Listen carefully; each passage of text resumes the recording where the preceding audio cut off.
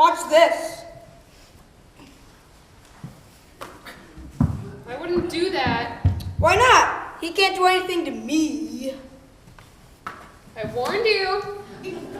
Nothing is going to. I told you so. Not funny. Gabe might think so. Go get cleaned up. I'll start with him. He's one of ours. Don't get to any of the juicy stuff until I get back. Just get going. Can someone help with that out? Anybody have some spare change?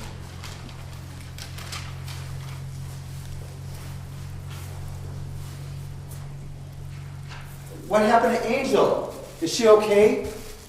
She's perfect. Her train arrived. She had to go.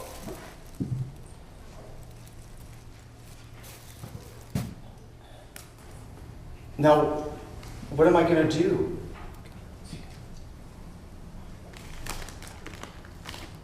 I got her a room. Maybe you could use it. Gabe. Saying.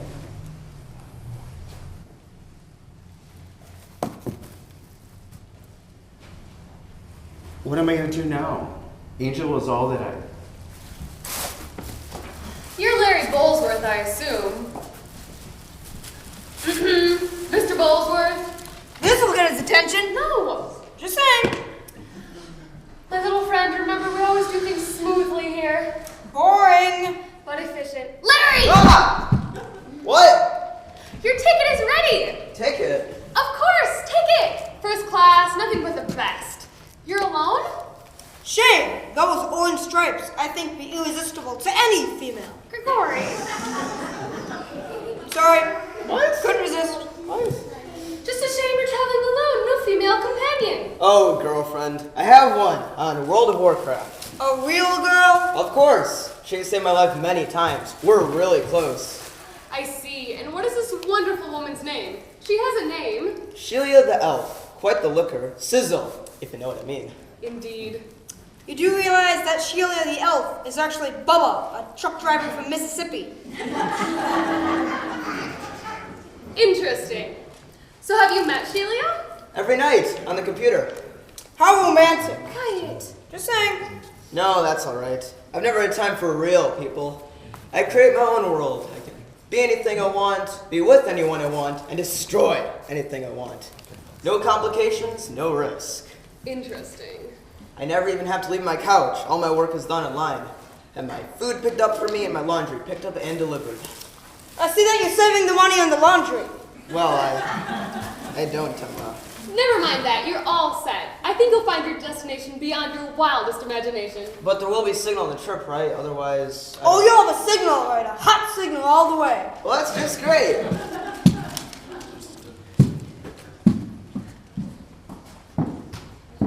I almost feel sorry for him. What? Don't get me wrong, he's getting exactly what he deserves for doing nothing. Then what is this feeling sorry? He has done nothing, contributed nothing. He has turned his back on his fellow man to create a nothing world that benefits no one except himself. His choice. His choice. Indeed. Listen, I have another joke for you. Want to hear it? Do I have a choice? Nope. So, a priest, a rabbi, and a minister all want to see who is best at his job. So they go into the woods, find a bear, and attempt to convert it. They later meet. The priest begins. When I found the bear, I sprinkled him with holy water and read to him from the catechism. Next week is his first communion. I found a bear by the stream, says the minister, and preached God's holy word. The bear was so mesmerized that he let me baptize him. They both look down at the rabbi, who is lying in a gurney in a body cast. Looking back, he says, maybe I shouldn't have started with the circumcision.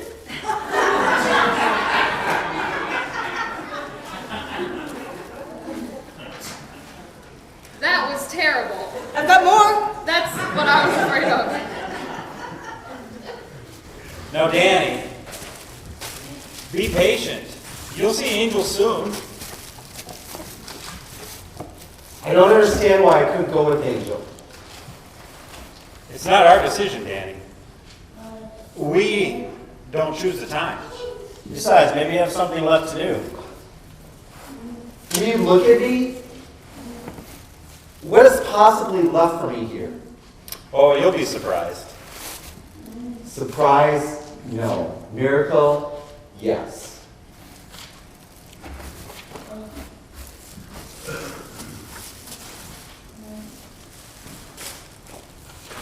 Pastor, Danny, how are you, son?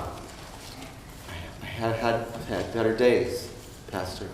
Haven't we all? Let's catch up, but first I need to see about this trip I'm planning to take. I don't even remember booking it. Pastor Marson, traveling light, I see. Good for you. See, I must be in the right place. Right place indeed, Pastor. You know, I don't remember planning a trip after I retired, but I guess they say the memory is the second thing to go. What's the first thing to go, Pastor? Hey. Sorry. That's okay. The clergy has a sense of humor. In fact, we need more of it. After 40 years of preaching, a sense of humor can wear thin. 40 years, Pastor. How rewarding. You would think so. It wasn't? You sure you're at the right station? Hey, quiet. It had its moments, but I could have done better. We all could have. Amen to that. Just yesterday I Okay. got... Oh, right. You were saying, Pastor? Well, when you're a pastor, you're not supposed to doubt your faith. And you did? All too often, I'm afraid. And I'm afraid it reflected on my congregation. 40 years, Pastor. You must have been doing something right. Well, with me at the helm, we had 2 suicides, 1 murder, 36 divorces, and 82 left the congregation completely. Doesn't sound like much went right, does it? Are you sure you're at the right station? How many in your flock, Pastor? Well, I suppose we averaged about 350. So, let's see, 350 times 40 years. So you tended to about 18,200 people of your flocks, right? And of those people, you lost, if you want to take responsibility for the ones that were lost, what, 121? That's less than 1%. I'd say you did an excellent job. Magnificent job. The numbers don't reflect all the times that I preached to them about not losing their faith. Well, the whole time I was losing mine. Makes me a king-size hypocrite, wouldn't you say? There's a big difference between doubting your faith and losing it. I suppose, but I know I could have done better. Excuse me, Pastor. I may not be the brightest bulb in the station, but even I can see you haven't lost your faith. Well, thank you for that. Can I talk to my friend Danny over there? Do I have time? Sure, a few minutes, but you better hurry. Danny. She's gone, Pastor. Who? Angel. Ah, Angel. Yes. Well, she may be gone, but I know she's happy now. But it isn't fair. She was supposed to take me with her. I'm sure if she could have, she would have. But I know she's waiting for you. I heard what you 3 were talking about back then. I see. I just wanted to let you know that I was one of those that you helped. I had given up, and you gave me something to live for. What's that, Danny? Angel, Well, I don't know that... remember? You gave her to me at the pantry. You gave me some soup, and I went and sat by myself. You came over and we talked, and I told you that I had nothing to live for. That I was tired of begging and being cold. Then you asked me to do you a favor. I remember. You asked me to look out for Angel. because she was so innocent and fragile. And I did.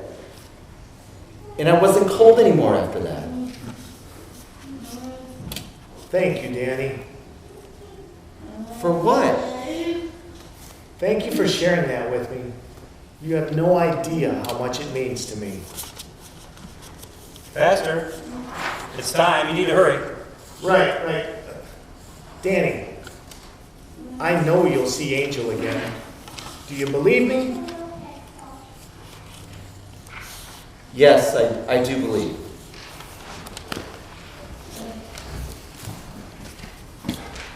Here's your ticket, Faster. Have a wonderful trip. Thank you.